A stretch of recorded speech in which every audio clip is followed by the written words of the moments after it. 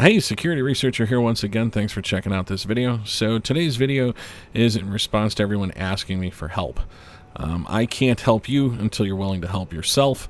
By that I mean building a threat model so that you can understand what it is that you're trying to protect and who you're trying to protect it from. Obviously, different threats are going to have different skill sets, and that's going to define really the options that you have for protection. As always, the information contained in this video is not intended for the criminally minded. This really truly is about education. You cannot make informed decisions about things as complex as your technology if you don't know the least bit about them. So first and foremost, you cannot protect everything from everyone all the time. It's just not possible. Security is a process that requires planning in order to assess what level of security is right for you. It's not about the tools that you employ. It really begins with an understanding of your unique situation, the threats you face, and then how you plan on countering them. So that we're working on the same level, let's define what a threat is. A threat is the potential that an opportunity could arise which undermines your efforts to protect your assets. You can counter threats, but in order to do it, you have to determine what it is that you're trying to protect and who you're trying to protect it from, and this is a process called threat modeling. In order to build an effective threat model, you need to honestly and rationally answer the following questions. What do you have that's worth protecting? Who do you want to protect it from? How likely is it that you will actually need to protect it? How bad are the consequences if you fail to protect it?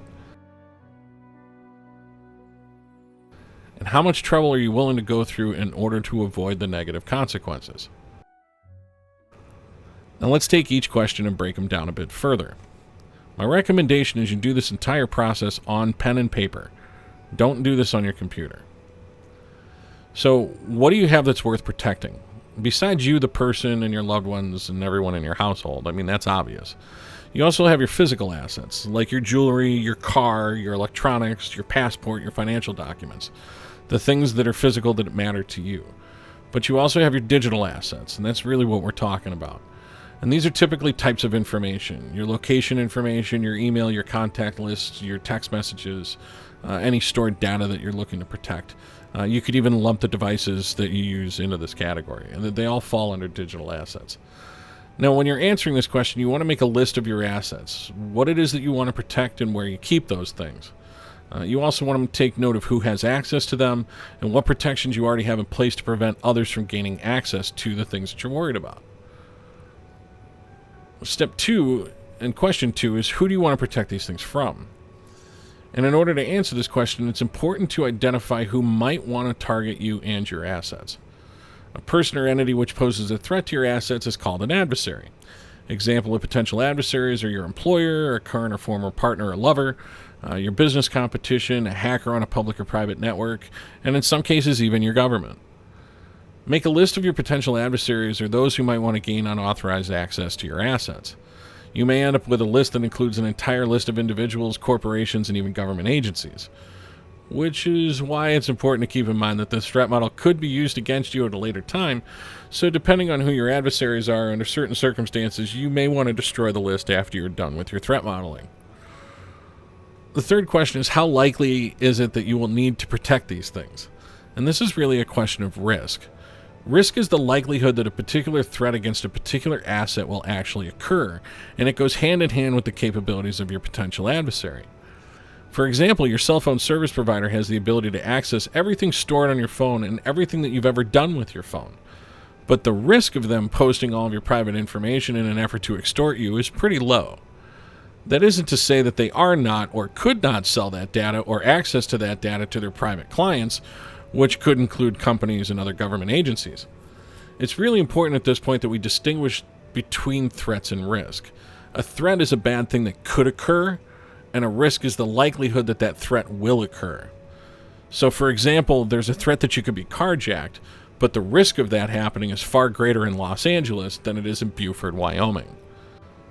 Performing a risk analysis is both a personal and a subjective exercise. Not everyone has the same priorities or views threats in the same way. Many people find certain threats totally unacceptable no matter the risk, because the existence of a threat at any level is not worth the cost. While on the other hand, there are people that will totally disregard the risk because they don't see the threat as a problem. Make a list of the threats that you intend to take seriously and which are too rare or too harmless or too difficult to combat or even worry about. Are there a lot of break-ins in your neighborhood? Are you a growing business with significant competition? What are the capabilities of your adversary? What are the risks that you should consider high risk and what should you consider low risk? The next question is, how bad are the consequences if you fail to protect them? There are countless ways an adversary can threaten your assets. As an example, an adversary can read your private communications as they pass through a network, or they could delete and corrupt your files. It really comes down to the motives, and the motives of your adversaries will differ widely, as well as the attack patterns and capabilities. This is why understanding your personal threat model is so important. Threat modeling involves understanding how bad the consequences could be if an adversary successfully attacks one of your assets. In order to determine this, you need to also consider the capabilities of your adversary. For example, your mobile phone service provider has access to all of your phone records and thus has the capability to use that data against you. Your business competition could employ the services of a contractor who can access your communications and store data remotely. And your government absolutely has stronger capabilities than either of those two. Write down what your adversaries might want to do with your private data.